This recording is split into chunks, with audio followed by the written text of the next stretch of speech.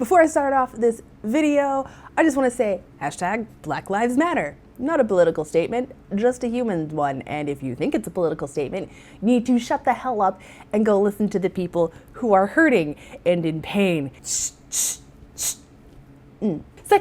we did it! We got to year 2 in Wizards Unite, everybody. Give yourselves a round of applause. I'm gonna say there were dark days back in March of 2019 where I and many of us thought we just weren't gonna get a game. And of course, last night on the anniversary of the release, yes, I realized it actually technically came out on the 20th, but a lot of people didn't know that it came out on the 20th. Anyway, yesterday on the anniversary of Wizards Unite, they tweeted out at 11 a.m. my time, but it was 12 p.m. Pacific. Get ready to kick off year 2 of Harry Potter Wizards Unite with all new ways to grow your magical talents and unlock never before seen benefits and rewards in-game. Stay tuned next month for all the details. Next month, cool. That could mean anything. Something's happening in July, kids, so buckle up. I swear to God, if they had said soon instead of stay tuned. So with this comes a lot of questions. What could possibly be coming out? What is happening? So I want to break down some of my own personal speculation. I've got a couple of friends who have also been speculating, so I wanted to throw their opinions in here too. And we're going to talk about what could possibly be happening in year 2 of Wizards Unite. So let's dive in.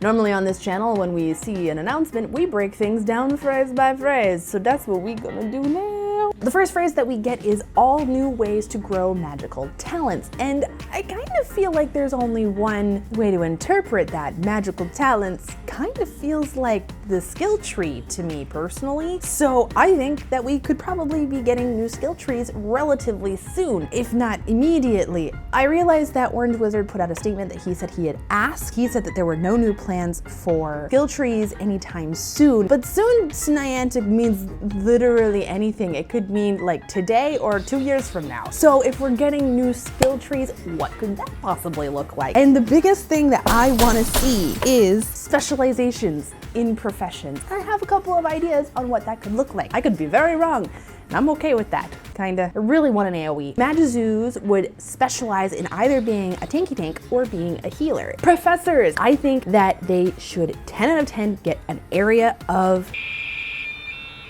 effect. That's what the E means.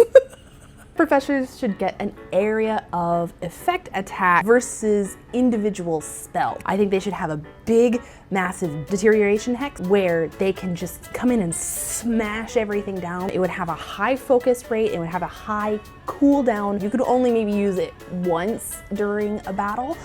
That might just be the fix there, is you can only use it once. And then individual spells, getting really down to that deterioration hex where you can really specialize what kind of foes it's really effective against and all of that good stuff. I think that would be really, really fun for professors. And then aurors would specialize in either critical damage or strategic spells on foes. At this point, that's kind of all aurors are good for, and I'm saying that as an auror main. I'm like a little baby MAGIZOO 2 now, yay! And I'm just dinking around. Right now, aurors are kind of only good for getting in there, smashing a heck ton of damage out right out of the gate. I can one-shot foes with the right hexes in Dark 5. Throwing on like the Bat Bogey hex would improve.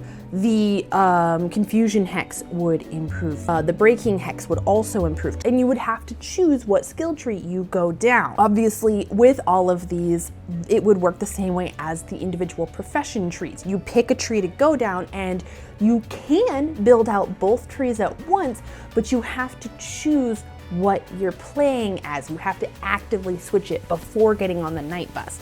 I think that's the best way to keep things as they are and keep things balanced. Obviously, Matt from Animagus has done a fantastic video on how to switch professions while on the night bus, so you should definitely go and check out that video. And then this way, you could also have that alternate device set up to switch between your skill trees as well within those professions. And I think that could be a lot of fun. Obviously, I agree with I've mentioned Matt a lot in this. I agree with Matt from Animagus. I think that the new skill trees will probably include a new currency. I think that the newer nodes will probably require red spell books, and then they will shift to the new currency the further down the tree you go, because also, out of that, I think we'll get new fortress chambers, and those new fortress chambers will need more skill. So you're gonna need to build out your skill tree a tiny bit before going in, and then those higher chambers will reward you with those new spell books.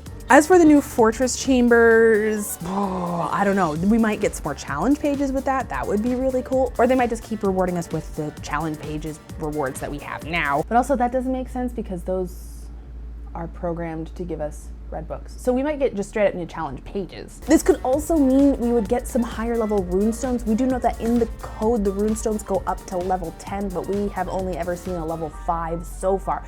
So maybe we'll get some more runestones soon. New foes. Bring back the Dark Witch.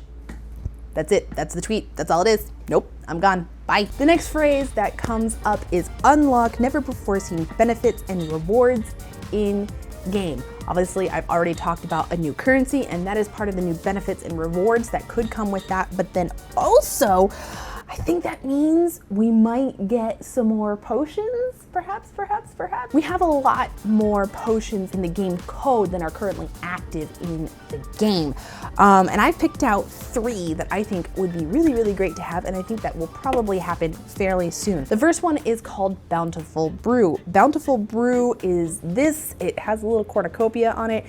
That I feel is pretty self-explanatory during the time that it is active, which would probably be about 30 minutes, just like everything else. Or maybe it would be by item. Oh, that would really suck. Oh no. During the time that it is active, the Bountiful Brew will give you either more drops from ingredients around you, or every time you click on it, you'll get more when you click on it. And I would be happy with either one of those, being able to trigger it so that I can get more out of it or have more spawning in. Like if I'm out and about and I don't necessarily want more traces, like a trace detection tonic would give me, I'm literally just out to get more ingredients. That is a thing that happens with me a lot. I could see that being really, really useful. The second potion I think that we really should get fairly soon, or at least I'm hoping to get very, very soon, is the Wide-Eye Potion, or Wide-Eye Tonic. Is it potion or tonic? There is no information on what this actually does, so I think that it shows you where all the high-level traces are spawning in the game and guides you to that, much like the footprints used to in Pokemon Go. Anybody remember the footprints? I remember the footprints. Oh, 2016, such a simpler, more innocent time. And the third potion that I really want to get, no idea if we'll actually get it, is FELIX-FELICIS. Obviously, this is a very famous potion from the books. I've looked at the game code, and Wizards Unite Hub has pulled out a lot of the different things from it. So obviously from the master notes, it definitely does not take 30 days to brew. I would be very disappointed if it doesn't, because this needs to be like your ult. You don't pull this out unless you're desperate. It is like down to the wire battle of Hogwarts. Like, come on. I think this would mean for 30 minutes, or maybe just even 15, I don't know what the time would be, guaranteed returns. Do I think it's actually going to be that? No, it's going to be something completely different, but that would be just, oof. And you get like one because they're super, super hard to like brew, and they're super, super, like all of the ingredients are really hard to brew, and so it's like you get one like once a month or something, and you start brewing it, and it takes a whole month, and you're just like, it'd be prime, Obviously, I have a very selfish reason for wanting all of these new potions in, because I make cocktails out of them, and I want to make more cocktails. I know I haven't technically finished the series because I haven't technically done all the cocktails. I know, Karen, I'm listening. I've got like 2 more and I'll make them.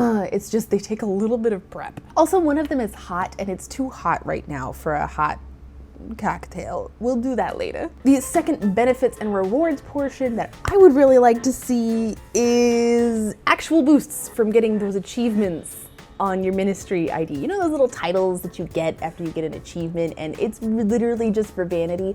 Yeah, screw that. I want that to mean something. You mean I brewed over 2,000 of those potions and y'all not gonna give me a little buff on that? Like a 5% brewing time reduction? Come fun. It would also be really nice to do things like increase gift drop rates so that other friends can get more gifts and things like that. You know, I was talking about this with Oven Ready over on Instagram, so shout out Oven, appreciate you, my boy. And then earlier today, as I was putting my kids down for a nap, I'd already written this whole script. William Robbins over on Twitter, William pops in on my channel a lot. Hi there, William. I want to give you a little shout out.